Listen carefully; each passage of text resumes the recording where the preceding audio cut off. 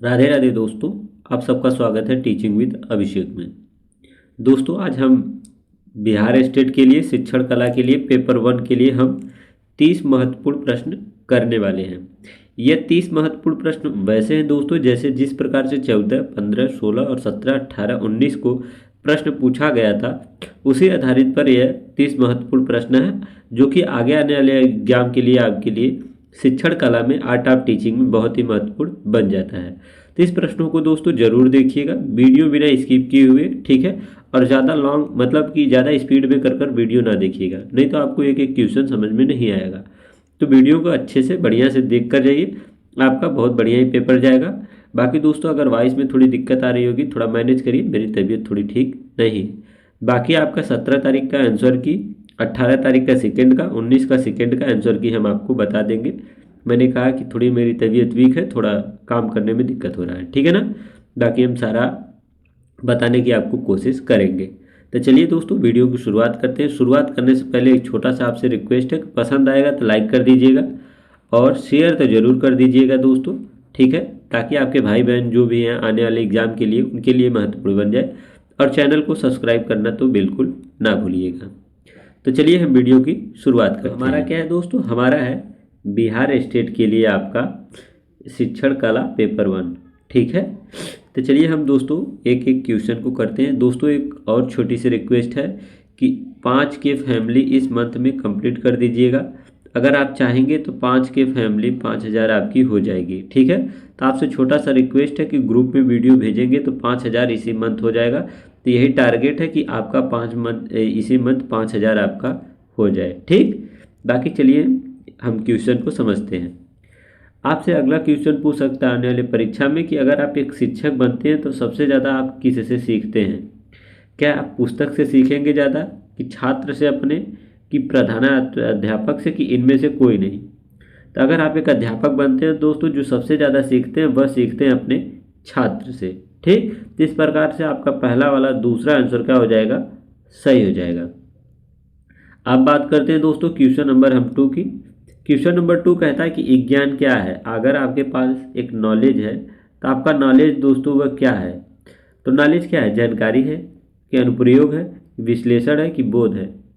तो जो आपके पास ज्ञान होता है दोस्तों वह क्या होता है, वह होता है आपका बोध होता है। क्या होता है, बोध होता है, जिसमें आपकी सारी चीज़ें रहती हैं, ठीक है ना, माइंड में। तो इस प्रकार से दूसरा का आपका 4 वाला आंसर क्या हो जाएगा, सही हो जाएगा। अब है आपका नेक्स्ट क्वेश्चन आपका है दोस्तों 3। नेक्स्ट क्वेश्चन 3 है कि अगर आप दोस्तों पढ़े होंगे तो आप बीएड बीटीसी किए होंगे तो आपके बारे में बताया गया होगा कि पाठ्य योजना का प्रयोजन क्या है, अर्थात पाठ्य योजना क्यों बनाया जाता है। पहला आंसर कहता है कि इसलिए कि शिक्षण जो होता है लक्ष्य की रूपरेखा प्रस्तुत करना। दूसरा कहता है लक्ष्य तक पहुंचने का रास्ता तय करना, इसलिए बनाया जाता है। तीसरा कहता है कि अधिगम उद्देश्य तय करना। और चौथा कहता है कि उपरोक्त में से सभी। तो याद रखिएगा जो आपका दोस्तों पाठ्य योजना बनाया जाता है वह हो जाएगा उपरोक्त में 4 आपका सही। कि एक पाठ्य योजना ऐसी बनाइए जिससे शिक्षण की लक्ष्य की रूपरेखा प्रस्तुत की जाए, बच्चों को लक्ष्य तक पहुंचने का एक रास्ता हो, प्लस उनकी लर्निंग अधिगम का एक अच्छा खासा उद्देश्य हो। इस प्रकार से चौथा वाला इसलिए आपका आंसर जो है कि तीसरे का 4 जो है आपका सही हो जाएगा, ठीक है। अब दोस्तों क्वेश्चन नंबर आपका 4। क्वेश्चन नंबर 4 कहता है कि भारतीय समाज की विशेषता क्या है। क्या वह रूढ़िवादिता है, कि अवैज्ञानिक है, खुला है, कि अस्तरीय है। तो भारतीय समाज की विशेषता है दोस्तों वह क्या है, अस्तरीय। कैसी है, अस्तरीय है, ठीक है। इस प्रकार से चौथे का आपका चौथा वाला ही आंसर सही हो जाएगा। अब है आपका नेक्स्ट क्वेश्चन दोस्तों आपसे पूछ सकता है कि निम्नलिखित में से कौन सा घटक पुस्तकालय के लिए आवश्यक है। आप पुस्तकालय के लिए सबसे अच्छा घटक कौन सा हो सकता है। क्या अधिगम, टहलना, खेलना, उपरोक्त में से कोई नहीं। तो आप सभी को पता है दोस्तों पुस्तकालय के लिए सबसे अच्छा हो सकता है घटक वो होता है अधिगम, अर्थात लर्निंग दोस्तों वह सबसे ज़्यादा अच्छा घटक आपका हो सकता है। इस प्रकार से 5 का दोस्तों आपका पहला वाला आंसर क्या हो जाएगा, सही हो जाएगा। अब हम बात करें क्वेश्चन नंबर दोस्तों 6 की। क्वेश्चन नंबर 6 आपसे कहता है कि निम्नलिखित में से कौन सा पाठ्यचर्या अर्थात डिजाइन एक प्रकार का नहीं है। अर्थात आपसे निगेटिव पूछा है कि एक प्रकार से ऐसा कौन सा है कि डिजाइन वह नहीं है। क्या विषय केंद्र, समस्या केंद्र, छात्र केंद्र, कि शिक्षण केंद्र। तो पाठ्यचर्या डिजाइन का दोस्तों एक जो प्रमुख भाग नहीं होता है दोस्तों, वह शिक्षक केंद्र नहीं होता है। ठीक है, तो आपका 6 का 4 आंसर सही हो जाएगा। बाकी एक पाठ डिजाइन में विषय केंद्रित होना चाहिए, समस्या केंद्रित होना चाहिए और छात्र केंद्रित रहकर परीक्षा जो है पाठ्यचर्या डिजाइन प्रारूप तैयार किया जाता है। ठीक, बाकी ये तीनों नहीं हो सकता, तो आपसे नेक्स्ट में भी ऐसे पूछ सकता है कि पाठ्यचर्या का डिजाइन इनमें से कौन हो सकता है। ठीक है, तो इस प्रकार से भी आपके पास क्वेश्चन बन सकता है, तो इस चीज़ को जानते जरूर रहिए। ठीक, बाकी आपका 6 का 4 आंसर सही हो जाएगा। अब है आपका क्वेश्चन नंबर 7। क्वेश्चन नंबर 7 कहता है कि शिक्षण अधिगम प्रक्रिया क्या है। शिक्षण अधिगम जो प्रक्रिया होती है वह कैसी होती है, क्या वह सरल से जटिल होती है, कि मूर्त से अमूर्त होती है, ज्ञात से अज्ञात होती है, कि उपरोक्त में से सभी होती है। तो दोस्तों एक शिक्षण जो अधिगम प्रक्रिया होती है वो हो जाएगा उपरोक्त में से सभी। दोस्तों पहले बच्चों को सरल पढ़ाया जाता है, फिर सरल से उसको जटिल की तरफ लिया जाता है। इस प्रकार बच्चों को मूर्त मतलब जो चीज़ दिखाई दे प्रत्यक्ष उसको दिखाया जाता है, फिर उसको अप्रत्यक्ष सोच के बारे में बताया जाता है। इस प्रकार से अज्ञात बच्चों को जो चीज़ ज्ञात रहती है उसकी पूर्व माइंड से जोड़कर फिर उनको अज्ञात की तरफ दोस्तों नई चीज़ सिखाई जाती है। इस प्रकार से आपका शिक्षण अधिगम प्रक्रिया तीनों प्रकार से होता है। इसलिए दोस्तों आपका क्या हो जाएगा, पहला भी सही, दूसरा, तीसरा, तो मिलाकर आपका उपरोक्त में से 4 दोस्तों चौथा वाला आंसर आपका 7 का चौथा क्या हो जाएगा, सही हो जाएगा। ठीक है, एक एक क्वेश्चन को बहुत ध्यान से जरूर समझिएगा। अब है आपका क्वेश्चन नंबर 8 पूछता है कि आगमन विधि शिक्षक की मदद करती है। और आप सभी को पता है दोस्तों कि आगमन विधि जो होती है वो उदाहरण से नियम की तरफ चलती है। ठीक है, बच्चों को सबसे पहले उदाहरण बताया जाता है, फिर उसके बाद उसको नियम बताया जाता है। तो जो आगमन विधि होती है वह शिक्षक के लिए कैसी मदद करती है, क्या प्रक्रिया नियंत्रित करने में, कि प्रक्रिया निर्देशन करने में, कि व्याख्यान देने में, कोई उपरोक्त में से कोई नहीं। तो आपका आंसर हो जाएगा दोस्तों उपरोक्त में से कोई नहीं। यह होती है आगमन विधि दोस्तों एक शिक्षण शास्त्र होती है, एक विधि होती है। ठीक है, जो शिक्षक के लिए कोई मददगार नहीं होती है। ठीक, इस प्रकार से आपका 8वां का दोस्तों 4 आंसर क्या हो जाएगा, सही हो जाएगा। अब है दोस्तों आपका क्वेश्चन नंबर 9। क्वेश्चन नंबर 9 कहता है डैश में अधिगम एक स्वाभाविक प्रक्रिया है। क्या जीवित प्राणियों में अधिगम एक स्वाभाविक प्रक्रिया होती है, कि केवल लड़कों, कि केवल लड़कियों, की उपरोक्त में से सभी। तो जो अधिगम होता है दोस्तों एक स्वाभाविक प्रक्रिया होती है, वह आपके जीवित प्राणियों में होती है। ठीक है ना, जीवित प्राणियों में क्या होता है, अधिगम अर्थात लर्निंग जो होती है एक स्वाभाविक प्रक्रिया है। ठीक है ना, जन्मजात प्रक्रिया है। तो इस प्रकार से 9 का आपका पहला वाला आंसर सही हो जाएगा। अब है आपका क्वेश्चन नंबर 10। क्वेश्चन नंबर आपसे 10 कहता है कि पाठ योजना का उद्देश्य क्या होना चाहिए। फिर आया दोस्तों वही कि आपका एक अगर पाठ योजना एक लेसन तैयार कर रहे हो वो उद्देश्य कैसा होना चाहिए बच्चों के लिए। क्या विषय वस्तु को स्पष्ट करता है, कि सामान्य उद्देश्य को स्पष्ट करता है, कि पूर्व विज्ञान को स्पष्ट करता है, कि प्रस्तावना को स्पष्ट करता है। तो इसका हो जाएगा दोस्तों विषय वस्तु को क्या करता है, स्पष्ट करता है। ठीक है, विषय वस्तु को क्या करता है, पाठ योजना आपका स्पष्ट करता है। इस प्रकार से 10 का दोस्तों आपका ए वाला आंसर क्या हो जाएगा, सही हो जाएगा। अब है दोस्तों क्वेश्चन नंबर आपका 11। क्वेश्चन नंबर 11 कहता है कि अनुदेशात्मक उद्देश्य में पहचानने का संबंध क्या है। तो दोस्तों याद रखिएगा अनुदेशात्मक उद्देश्य में पहचानने का उद्देश्य क्या है, ज्ञान से है, समझ से, प्रयोग के, कौशल से। तो अनुदेशात्मक उद्देश्य में दोस्तों क्या होता है, ज्ञान से पहचानने का दोस्तों क्या होता है, संबंध माना जाता है। इस प्रकार से आपका 11 का पहला वाला आंसर सही हो जाएगा। तो दोस्तों क्वेश्चन नंबर आपका 12 है। क्वेश्चन नंबर 12 कहता है कि विषय वस्तु का निर्धारण करती है कौन, क्या शिक्षण विधि, शिक्षक मनोवृत्ति, शिक्षार्थी भागीदारी, की शिक्षक का प्रभावशीलता। तो जो एक विषय वस्तु का निर्धारण होता है दोस्तों वह कैसे होता है, वह होता है एक शिक्षक की मनोवृत्ति के अनुसार होता है। ठीक है, इस प्रकार से आपका 12 का दूसरा आंसर क्या हो जाएगा, सही हो जाएगा। अब है आपका क्वेश्चन नंबर 13।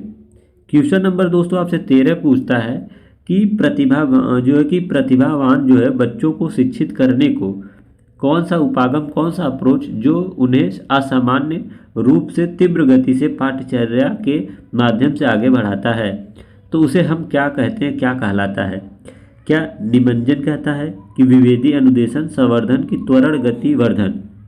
तो दो एक प्रतिभावान बच्चों को शिक्षित करने का जो अप्रोच होता है, उन्हें असामान्य रूप से जो है कि तीव्र गति से पाठ्यक्रम करता है दोस्तों, उसको कहते हैं त्वरण अर्थात गति वर्धन। ठीक है, इस प्रकार से आपका 13 का 4 दोस्तों आंसर सही हो जाएगा।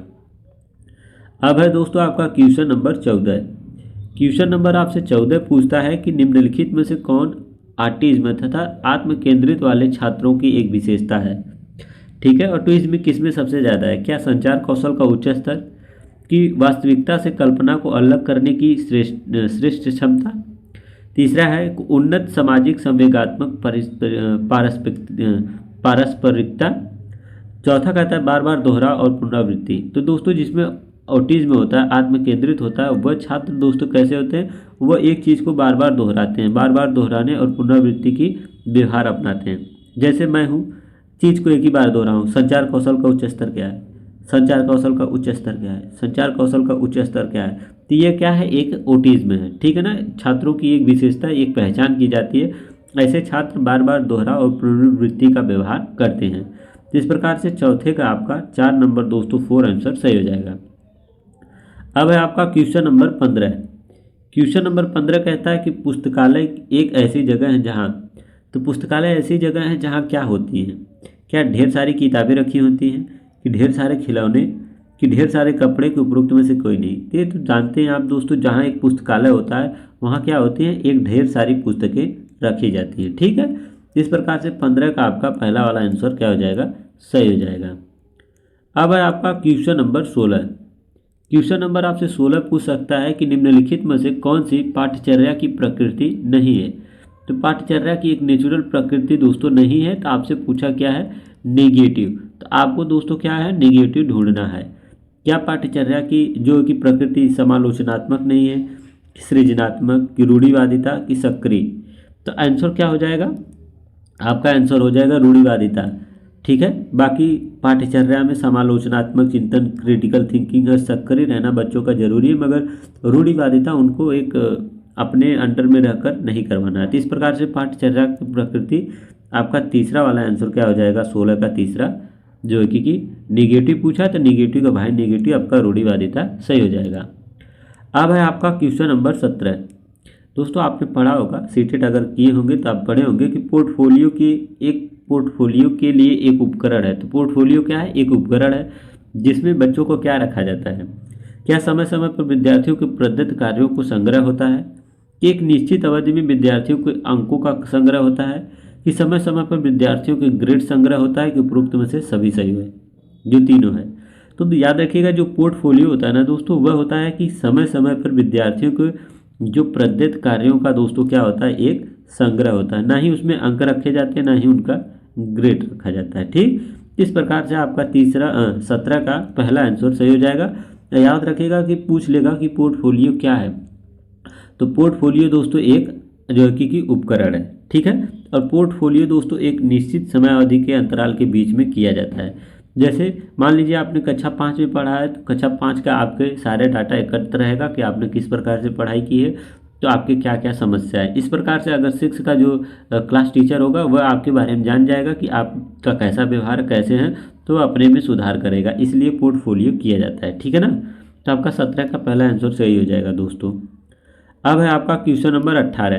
कहता है कि विश्वविद्यालय का पुस्तकालय बजट पारित कौन करता है। तो याद रखिएगा, आपका पुस्तकालय का बजट दोस्तों जो विश्वविद्यालय का वह करता है कार्यकारी परिषद करते हैं। ठीक है, कौन, कार्यकारी आपका परिषद। इस प्रकार से 18 का आपका दूसरा आंसर सही हो जाएगा। अब है आपका क्वेश्चन नंबर 19। क्वेश्चन नंबर 19 है दोस्तों। इससे पहले कि वीडियो आपको पसंद आएगा तो दोस्तों वीडियो को लाइक कर दीजिएगा, शेयर कर दीजिएगा दोस्तों। इसलिए शेयर करने के लिए कहते हैं, जो आपके भाई बहन है आने वाले एग्जाम के लिए, उनको ऐसे ही या इससे रिलेटेड क्वेश्चन पूछ सकता है। देखिए डिक्टो तो नहीं पूछेगा, इससे रिलेटेड ही क्वेश्चन आपसे ज़रूर पूछेगा। ठीक है ना, तो उनके लिए शेयर करना बेहद ज़रूरी है। पसंद आएगा आपको तो आप भी लाइक कर दीजिएगा। बाकी दोस्तों 5 की टारगेट है, आप ज़्यादा से ज़्यादा चैनल को दोस्तों शेयर कर दीजिएगा, ताकि आपको इसी मंथ तक आपका 5 जो है कि फैमिली जुड़ी है। ठीक है ना, ये दोस्तों सबसे बड़ा टारगेट है, इसको भी आप ज़रूर फॉलो करिएगा। जब आप शेयर करेंगे तो 5000 सब्सक्राइबर आपके जल्दी से जल्द दोस्तों हो जाएंगे। तो हमको भी एक मोटिवेशन मिलेगा दोस्तों आपके लिए कंटेंट बनाने का, चाहे आपके MRS आने वाली वैकेंसी या CTET है या UP टेट है, सारे दोस्तों हम आपको तैयारी करवाएंगे, ठीक है ना। जो मुझे लगता है मेरा सब्जेक्ट अच्छा है दोस्तों वही चीज़ कराते हैं। देखिए मैं फिर से कहता हूँ, मेरा शिक्षण कला दोस्तों, आर्ट ऑफ टीचिंग सबसे अच्छा है और हमारा हिंदी अच्छा है, ठीक है ना। ये दोनों दोस्तों हमारी काफ़ी अच्छी पकड़ है और आप देखते होंगे कि हम दो ही चीज़ इसमें पढ़ाते हैं, आर्ट ऑफ टीचिंग CDP और आपका हिंदी, ठीक है। तो इस चीज़ को जरूर रखिएगा। बाकी अदर सब्जेक्ट थोड़े से वीक हैं, ज़्यादा वीक भी वो भी नहीं है, ठीक है ना। तो चलिए हम आते हैं क्वेश्चन पर। बाकी दोस्तों वीडियो को शेयर करना बिल्कुल ना भूलिएगा। 19 क्वेश्चन आपसे पूछ सकता है कि निम्नलिखित में से किस विधि का उपयोग कक्षा में अक्सर किया जाता है। क्या व्यष्टि अध्ययन, अवलोकन, प्रयोगात्मक, उपरोक्त में से कोई नहीं। तो सबसे ज़्यादा प्रयोग किया जाता है दोस्तों अवलोकन, ठीक है। सबसे ज़्यादा दोस्तों कक्षा में अक्सर प्रयोग किया जाता है अवलोकन। इस प्रकार से 19 का आपका दूसरा आंसर सही हो जाएगा। और थोड़ी वॉइस में आपको दिक्कत आ रही होगी तो ये भी वॉइस में दोस्तों मैनेज करिए। थोड़ी तबीयत नहीं सही है, थोड़ी दब कर आवाज़ आ रही है तो भी सही हो जाएगा। थोड़ी सी तबीयत ठीक होने जाने दीजिए बस, ठीक है। 20 है, आपसे क्वेश्चन पूछ सकता है कि प्रभुत्ववादी शिक्षण क्या है। तो याद रखिएगा, जो प्रभुत्ववादी शिक्षण होता है दोस्तों वह कैसा होता है, वह एक शिक्षक केंद्रित होता है। कैसा होता है, शिक्षक केंद्रित प्रभुत्ववादी शिक्षण आपका होता है। इस प्रकार से 20 का आपका दूसरा आंसर सही हो जाएगा। अब है आपका क्वेश्चन नंबर 21। क्वेश्चन नंबर दोस्तों आपसे 21 पूछ सकता है कि श्रव्य दृश्य सामग्री में सहायक क्या होती हैं। तो क्या बहुसंवेदन, केवल दृश्य की केवल श्रव्य, की उपरोक्त में से कोई नहीं। तो श्रव्य और दृश्य सामग्री में दोस्तों जो सबसे सहायक होती है वह होता है आपका बहुसंवेदन। याद रखिएगा दोस्तों, दृश्य मतलब देखना नहीं, दृश्य मतलब देखना, श्रव्य मतलब सुनना। जैसे आपसे पूछ सकता है कि टीवी क्या है, ठीक है। तो टीवी आपका दृश्य और जो है कि देखने वाला और सुनने वाला दोनों होता है, तो टीवी आपका एक दृश्य हो सकता है, ठीक है ना। इसी प्रकार से आपसे रेडियो पूछ सकता है कि रेडियो क्या है, तो रेडियो एक सुनने वाला है तो हो जाएगा श्रव्य सामग्री। इस प्रकार से आपको पूछ सकता है क्वेश्चन, ठीक है ना। अब है दोस्तों क्वेश्चन नंबर आपका 22। क्वेश्चन नंबर 22 कहता है कि दोस्तों शिक्षण की प्रभावशीलता का आकलन करने के आधार पर किसके आधार पर किया जाता है। एक शिक्षण की प्रभावशीलता, अगर एक शिक्षण अच्छा से प्रभावशाली है तो उसके किस प्रकार से आकलन किया जा सकता है। क्या पाठ्यक्रम व्याप्ति के अनुसार, कि छात्रों की रुचि के अनुसार, कि शिक्षण सहायक सामग्री के उपयोग, कि अधिगम के परिणाम के अनुसार। तो आप अगर एक क्लास में पढ़ा रहे हैं तो आपकी अच्छी प्रभावशीलता है, आप अच्छे क्लास में पढ़ा रहे हैं तो सबसे ज़्यादा आपके अधिगम के परिणाम आएंगे कि आपके बच्चे किस प्रकार से सीख रहे हैं।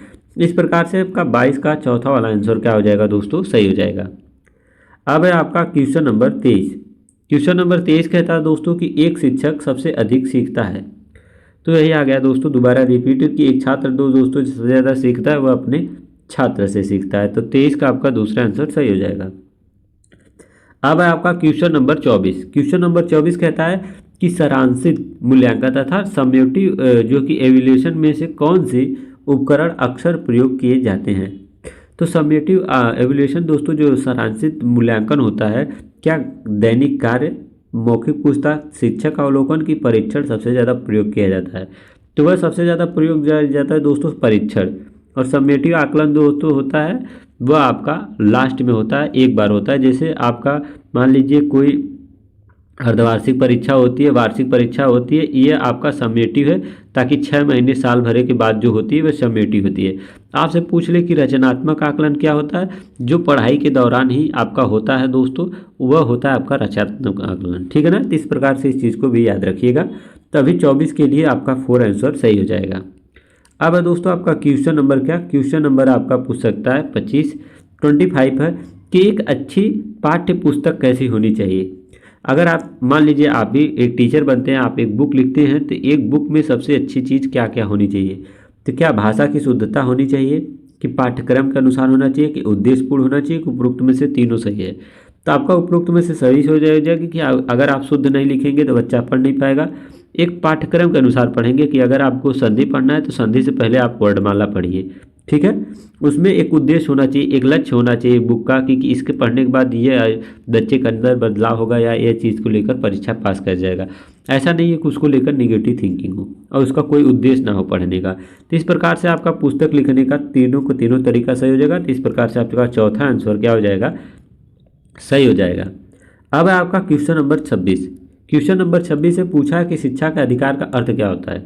तो शिक्षा का अधिकार का दोस्तों अर्थ की यही होता है कि जो 6 से लेकर 14 वर्ष के बच्चों को दोस्तों क्या करना है, एक निःशुल्क शिक्षा देना है, ठीक है ना। तो यह होता है शिक्षा का अधिकार का नियम।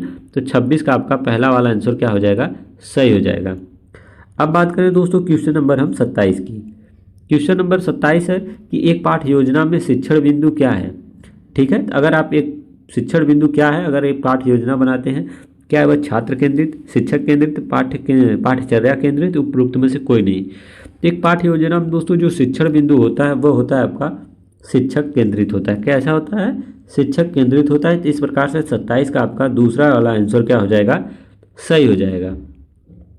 अब है दोस्तों आपका क्वेश्चन नंबर 28। क्वेश्चन नंबर आपका 28 है कि कक्षा की प्रक्रिया में कौन से घटक शामिल नहीं है। अर्थात आपसे फिर से एक बार निगेटिव क्वेश्चन पूछ लिया है। क्या अपेक्षित अधिगम का परिणाम, कि विद्यार्थी के अधिगम का आकलन, कि शिक्षकों के प्रदर्शन का मूल्यांकन, की उपरोक्त में से कोई नहीं। तो एक कक्षा में आपके प्रमुख जो घटक नहीं हो सकता है वह हो सकता है शिक्षक के प्रदर्शन का मूल्यांकन एक कक्षा में नहीं किया जाता है। तो इस प्रकार से यह है दोस्तों आपका निगेटिव पॉइंट। तो आपका 28 का तीसरा दोस्तों आंसर सही हो जाएगा, निगेटिव का भाई निगेटिव सही। अब है आपका क्वेश्चन नंबर 29 पूछ सकता है कि आर्मस्ट्रांग ने शिक्षण का कौन सा उपहार दिया था। क्या उन्होंने परियोजना विधि दी थी, कि अन्वेषण विधि, की समूह शिक्षण विधि, की मिश्रित विधि।